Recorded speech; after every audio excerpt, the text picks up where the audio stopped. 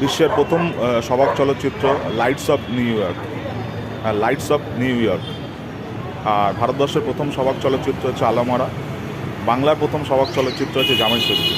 হ্যাঁ, সবাক বলতে মানে কথা বলা, মানে ক্যারেক্টারগুলো হচ্ছে কথা বলা শুরু করে এই সিনেমাগুলো থেকে।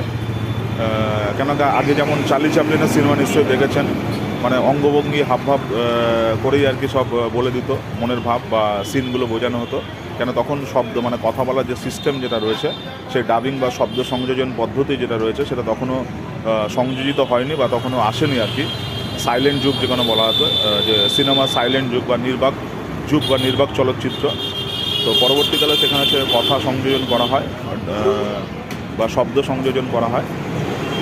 বিশ্বের প্রথম সবাক চলচ্চিত্র হচ্ছে লাইটস অফ নিউ ইয়র্ক।